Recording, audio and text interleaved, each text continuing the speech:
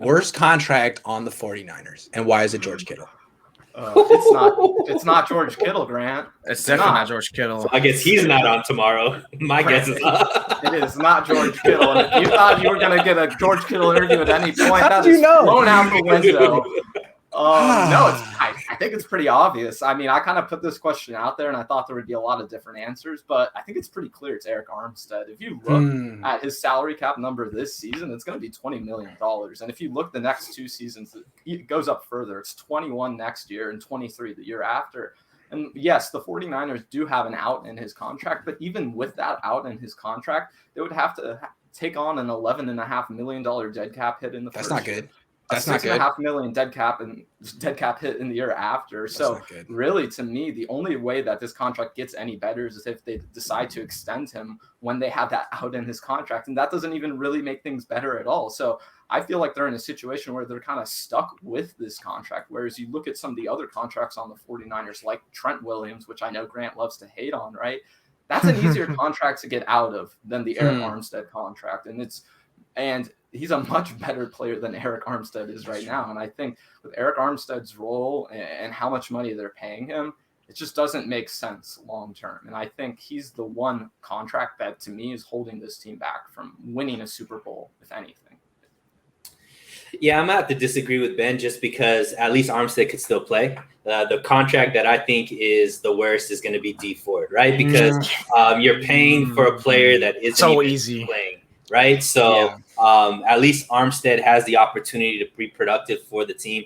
We don't even know if Dee Ford is going to be able to play again. Right. So paying a player that could actually play is much better than paying for a player that isn't playing, right? So that's why I'm going to go with Dee Ford as far as being the worst contract, just because that's just money that we could be using towards somebody else. Unless he comes back, then I'll be wrong, but yeah, but if he doesn't, he could pocket like $45 million for what, like 250 snaps? They can't get out of that. Not his fault. Definitely not his fault. The Niners knew what they were getting into, but that's a good call. Worst case scenario played out. Worst case scenario played out. These are 2 bad contracts we've just named. Right. The Eric Armstead one is bad too and they haven't really begun to feel the badness. Feel the badness. Jose. This year it gets bad. See, I want to do the cop out and say Jimmy Garoppolo just because I guess I'm a Jimmy G hater and it's kind of funny, but honestly I still can't have it in me to say. Maybe if we asked this question last year I would have said that, but they could easily cut him and then they're all good.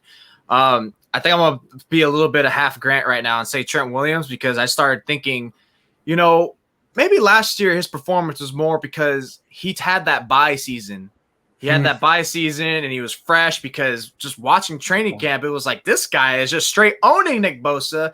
He's owning Dee Ford. He's owning everyone. That guy was like pretty much a brick wall. You couldn't move him.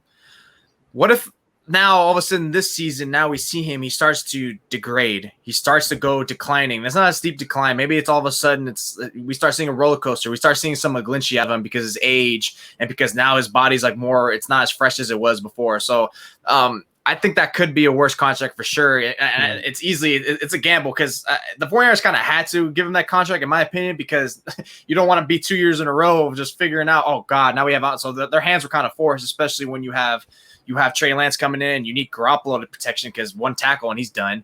But I can definitely see it where it's like, oh God, this guy, maybe he's not nowhere near where he was in 2020. And even if he's half of what he is already, that contract looks bad.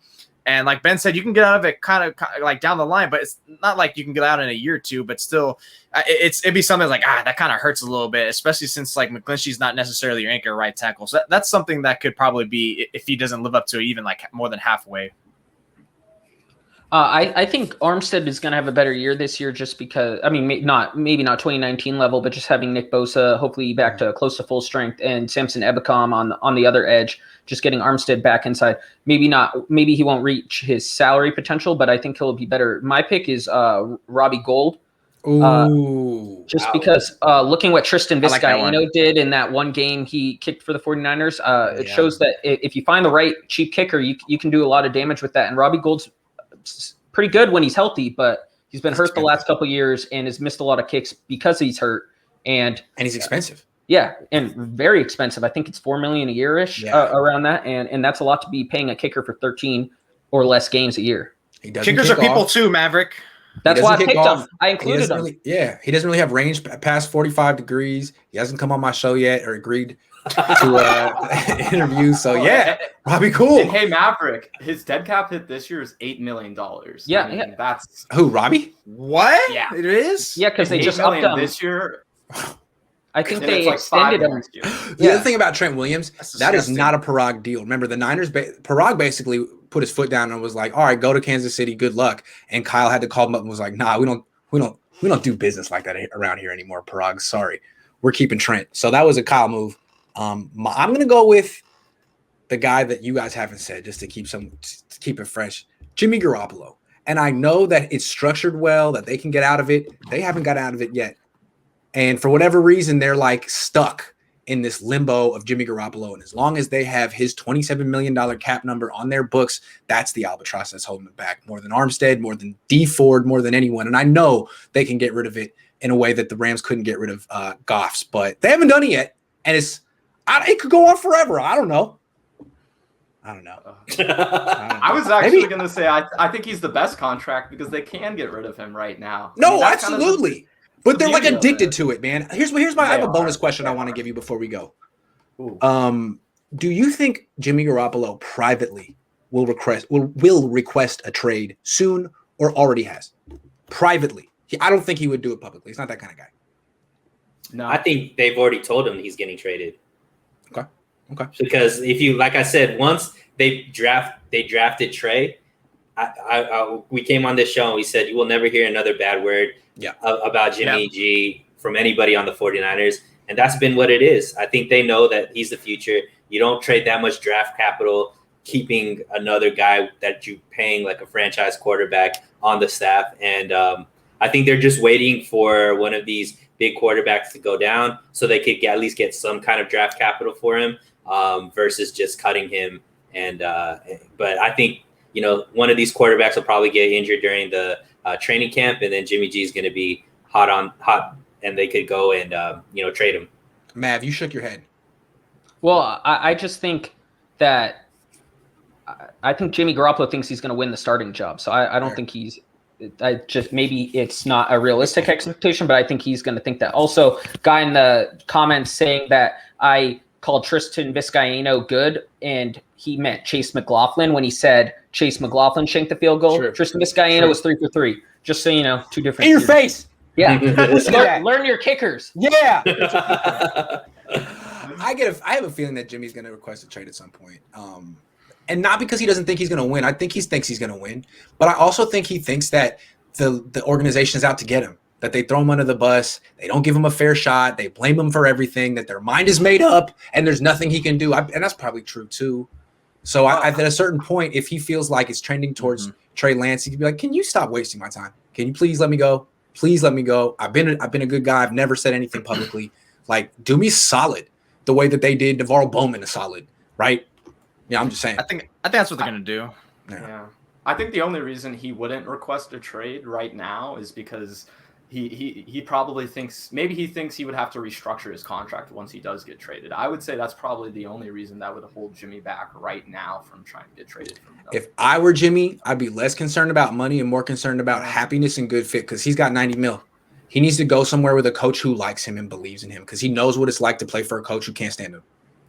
And I think the 49ers have already told him since like February, March that, hey, we might be looking to trade you. I think they've been told them that. And that actually kind of your question actually kind of inspired like my article last week. Like, Jimmy Garoppolo's not going to be able to maximize his value this year, which this is all should be about him. He knows his future's not with the 49ers. And as much as he isn't a great offense and a great coach, he's probably going to get, supplanted by Trey Lance at some point, or maybe an injury or whatnot. So maybe your trade is better for him. So that way he has more firmer ground and he can make a case for a season. Yeah.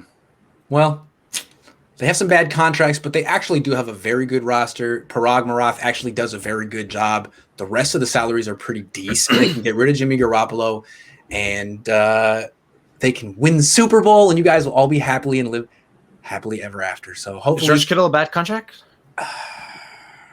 I mean, he didn't earn it last year, did he? Did he? Oh. Hey, can I give you a question to ask Jimmy Ward tomorrow? Yeah. What? He said, yeah. What? He said, yeah. Too smart for me, Suneil. Too smart for me. The psychology. All right. On that note, that's the end of the show. Thank you very much. All right, guys. See you.